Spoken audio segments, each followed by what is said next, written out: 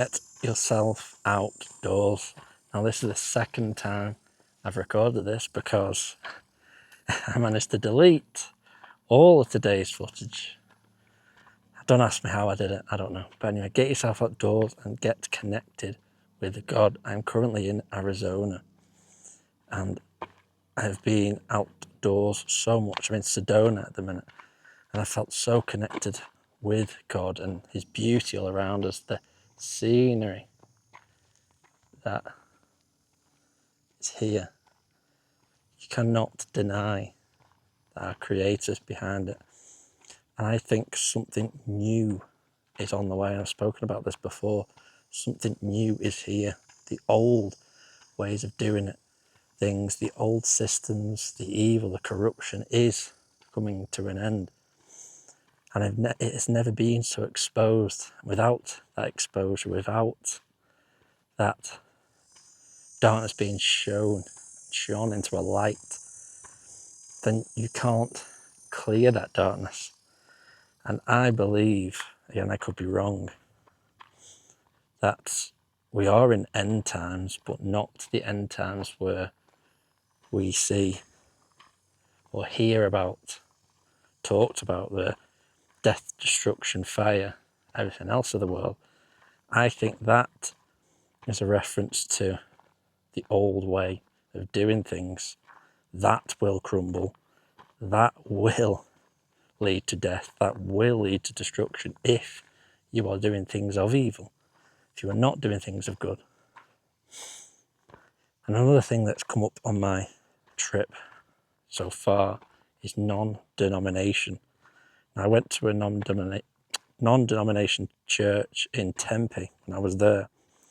I met someone on Cathedral Rock who, by chance, also went to that church.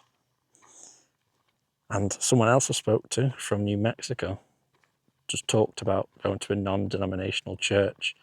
So when something comes up like that to me, three separate situations, completely different, completely random, then to me that's something that needs to be looked at further and talked about, prayed about, and discussed as to what that could mean for me and what it could mean for the world. And the more and more I've thought about it, non-denomination, I think that is the way that we will be going, the way that God wants people to go, because there's so many egos and so many ideologies that have infiltrated different churches and infrastructures in every country that have strayed so far away from the teachings of Jesus. And they may then talk about Jesus, but they try and restrict you into your beliefs and how your relationship with God should be. And we are so uniquely made, one in billions of people. One in billions of people, that is how unique we are. Yet we are tried to be shoehorned into how we think, how we say.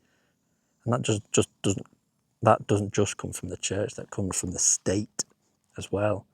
And when the state, church, and other organisations become one, it sort of blurs the lines of what we should be doing and what we should be believing, thinking. And the only teaching that we need to be true to is that of Jesus and what he taught us to do, to be pure. And now we will never be completely pure, we'll never be Jesus, but we should always try and be more and more like him every day, and more pure each and every day. But we will have our struggles and difficulties and challenges along that journey. But something new is happening. Just being outside in God's beauty has brought me so much peace and so many revelations along the way from what I have learnt so far. And just being out here, and seeing all this, it's just really, really makes me me feel more connected with God, and I felt more connected on this trip. You know, when Jesus himself took himself away by himself, he took himself away into the wilderness, onto mountains, onto different places to pray and be alone with God. And I think more and more of us should do that. And you don't have to go up to a mountain. You know, you could find any bit of outdoor space you have and spend some time with God, connect with him, even just be in his presence. You don't have to go searching for things. You don't have to go looking for answers, looking for things. You just go outside and he will reveal something to you if he has something that he wants to reveal to you. Believe me, you don't need to go forcing and trying to make situations fit, because I have also done that on this journey before. I had a big revelation the other week. Last week, sorry, where I was trying to force situations, encounters and things, because I thought there were certain ways that I had to do what I had to do. But since I've been in Sedona, everything has sort of lined up more and more, that when God opens a door, there is no shutting it, and when he shuts the door, there is no opening it.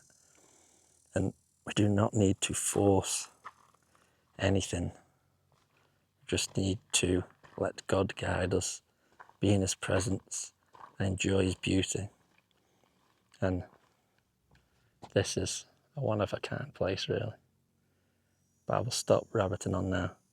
And this message is a little shorter than the one I did, but I've lost all my footage from today, from everything I've done, which isn't great. But I'll leave it there. If you've liked this video, it resonated at all, please like, share, comment and subscribe, and I'll see you later.